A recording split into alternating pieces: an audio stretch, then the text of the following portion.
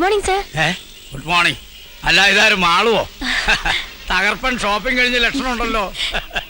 ഞാൻ 2 ദിവസമായി സാറിന്റെ ഫോണിൽ വിളിക്കുന്നു. എന്തിന്? എനിക്ക് റെഫർ ചെയ്യാൻ കുറച്ച് ബുക്സ് വേണമായിരുന്നു. സിഎക്ക് പോയാൽ കൊള്ളാം. Very good very good. ഞാൻ പഠിപ്പിച്ച കുട്ടികൾ ആരും മോശക്കാരാവില്ല. നിനക്ക് എത്ര ബുക്സ് വേണമെങ്കിലും തരാം. ഇവിടത്തെ ഫേമസ് വക്കീലന്മാരും ഡോക്ടർമാരും ഞാൻ പഠിപ്പിച്ച പിള്ളേരാ. എവിടെ ചെന്നാലും ഓരോ പൊസിഷനിലിരിക്കുന്ന എന്റെ കുട്ടികളെ കാണുമ്പോഴാ മനസ്സ് നിറയുന്നത്. അത് പ്രേമേന്ദ്രനല്ലേ? അതെ, ഞങ്ങളുടെ ഡ്രൈവറാ. ഡ്രൈവറോ? ഇവരും എന്റെ സ്റ്റുഡന്റാ. ഇയാള് കോളേജിലൊന്നും പഠിച്ചിട്ടില്ല. സാറിന് ആള് തെറ്റിയതാവും. പ്രേമേന്ദ്രൻ എനിക്ക് തെറ്റാനോ? ഇവന്റെ കൂടെ ഒരു ദിവസം കഴിഞ്ഞവരാരും പിന്നെ ഇവനെ ആയുസിൽ മറക്കില്ല. പിന്നെ അല്ലേ 3 വർഷം പഠിപ്പിച്ച എനിക്ക്. കോളേജിലെ ഹീറോ ആയിരുന്നില്ലേ ഇവൻ? സ്റ്റുഡൻസിന്റെ ഇടയിൽ മാത്രമല്ല, ഞങ്ങൾ അധ്യാപകരുടെ ഇടയിൽ പോലും ഇവന് ധാരാളം ആരാധകരുണ്ടായിരുന്നു.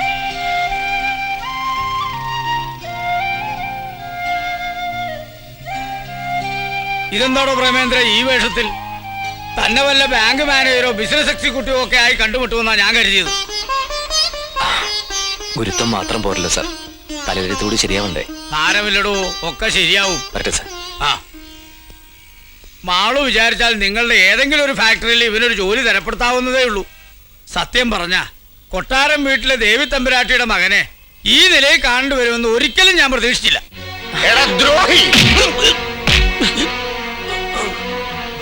ഊരും പേരും മാറ്റി പറഞ്ഞ് കൂടെ നിന്ന് ചതിക്കാമെന്ന് വിചാരിച്ചു അല്ലടാ?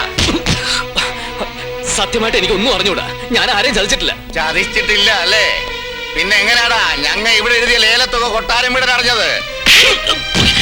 ഇനി എന്നെ തല്ലരുത്, ഞാൻ പറയുന്നൊന്ന് വിശ്വസിക്കണം. മിണ്ടിപ്പോറും പൊട്ടിക്കഴിവുറ മോനെ.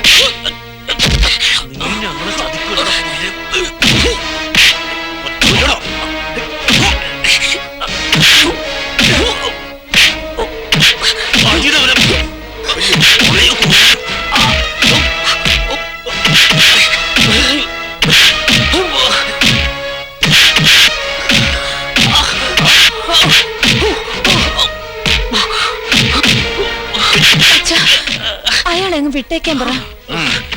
മതിയടാ, കൊല്ലണ്ട, കൊണ്ടുപോയി കളഞ്ഞേക്ക്.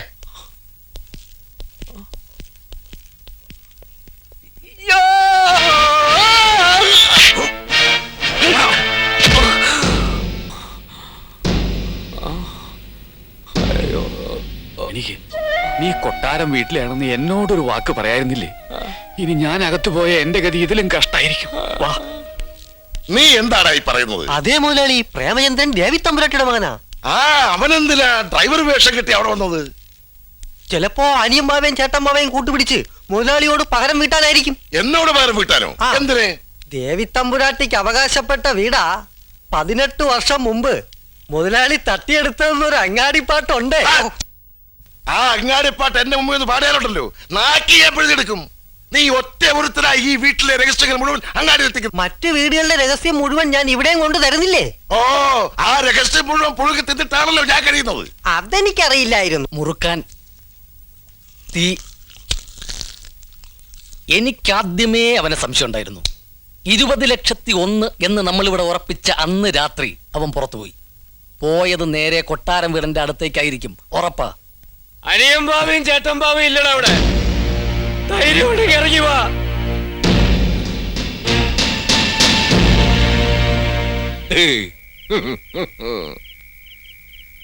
നിനക്ക് കിട്ടിയതൊന്നും പോരടാ. എടാന്നോ? തമ്പ്രാനാണ് തമ്പ്രാൻ. ഞാൻ രാജവംശത്തിൽ പറഞ്ഞവനാ. കൊട്ടാരം വീട്ടിലെ ദേവി തമ്പുരാട്ടിയുടെ മകൻ. നിങ്ങൾ 25 ലക്ഷം രൂപയ്ക്ക് ലേലം വിളിച്ചെടുത്തില്ലേ? ആ കൊട്ടാരത്തിന്റെ അവകാശി പ്രേമേന്ദ്ര തമ്പുരാൻ. എന്റെ അച്ഛനും അമ്മയൊക്കെ പറ്റിച്ച ഡ്യൂപ്ലിക്കേറ്റ് കൊട്ടാരം വീടിന് എല്ലാം കൈക്കലാക്കി. ഇപ്പൊ താമസിക്കുന്നതേ അതിലും പേര് കേട്ട തറവാട്ടില്ല, ചെമ്പകശ്ശേരിയില്.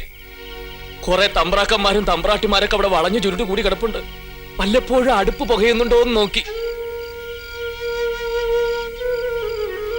ഒരു നേരത്തെ മരുന്നെങ്കിലും മുടങ്ങാതെ കൊടുക്കാൻ വേണ്ടിയിട്ടാ ബിരുദവും പെരുമയൊക്കെ കുഴിച്ചിട്ട് ഇങ്ങോട്ട് കെട്ടിയെടുത്തത്.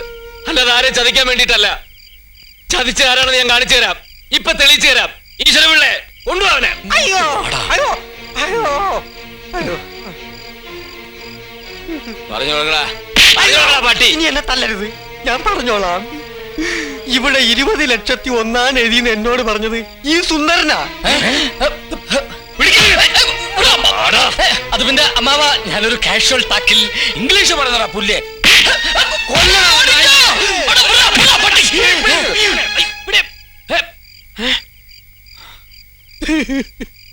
എനിക്ക് ആദ്യമായിട്ട് ജോലി തന്നവരാ നിങ്ങള്.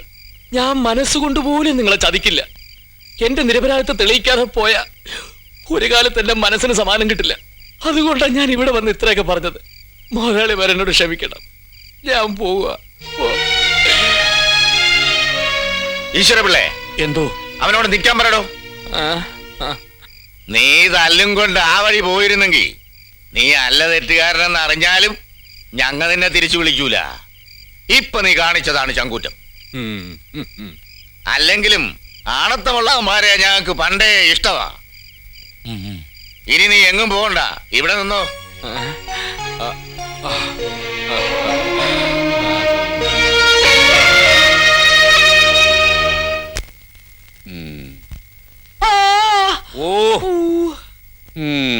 ഉർവശി ശാപ ഉപകാരം എന്ന് പറഞ്ഞ പോലെയായി.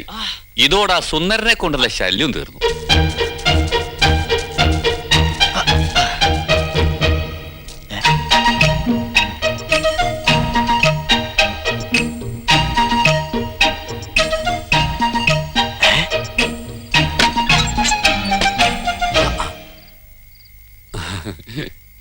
എന്തെങ്കിലും പറയാനുണ്ടെങ്കിൽ നേരെ വന്ന് പറഞ്ഞൂടെ? അതിന് കള്ളു കുടിച്ച് ബഹളം ഉണ്ടാക്കണോ? അതിനാരാ കള്ളു കുടിച്ചത്? കള്ളു കുടിച്ചത് പോലെ അഭിനയിച്ചതല്ലേ. അമ്മുവിന്റെ അച്ഛന്റെയും ചെറിയച്ഛന്റെയും മുഖത്തു നോക്കി രണ്ട് വർത്താനം പറയാൻ ഞാൻ ഇതേ ഒരു മാർഗം കണ്ടുള്ളൂ. അമ്മു എന്താ ഈ നേരത്ത്? ദാ ഇത് തരാമെന്നതാ.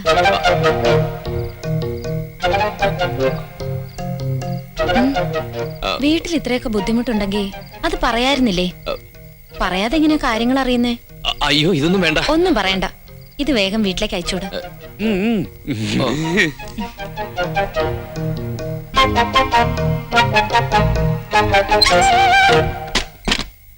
പ്രേമേന്ദ്ര, ഇത് സംഗതി മറ്റതാണ്. മറ്റതോ? പ്രേമം. അയ്യോ, അറുത്ത കൈക്ക് ഉപ്പ് തേക്കാത്ത മഹാപിശിക്കുക. ചാവാൻ പോവാന്ന് പറഞ്ഞാൽ 10 പൈസ കൊടുക്കില്ല. ആ അവള് നിനക്ക് ഇത്രയും പൈസ തരണമെങ്കിൽ ഇതിലെന്തോ ഉണ്ട്. അന്ന് അവള് നിനക്ക് ചോറ് വിളമ്പി തന്നപ്പോഴേ എനിക്ക് സംശയം ഉണ്ടായിരുന്നു. ഇപ്പൊ കാശറിഞ്ഞപ്പോ എനിക്കത് ഉറപ്പായി. നിങ്ങൾ എന്തൊക്കെയാ പറഞ്ഞുകൊണ്ട് വരുന്നത്? നീ രക്ഷപ്പെട്ടെന്ന്. എങ്ങനെ? ചേട്ടമ്പാവയുടെ മോൾക്ക് നിന്നെ ഇഷ്ടായ നീ മഹാരാജാവായിന്നാ. എടാ, മുട്ടന്റെ അടുത്ത് മുട്ടണ്ട പോലെ മുട്ടിയാ പിന്നെ ഒന്നിനും മുട്ടുവരത്തില്ല. അങ്ങനെ മുട്ടിയാ മുട്ടുകാല് തല്ലി ഓടിക്കുന്നല്ലേ അവര് പറഞ്ഞിരിക്കുന്നത്. അല്പം ബുദ്ധിമുട്ടണം. മുട്ടണു.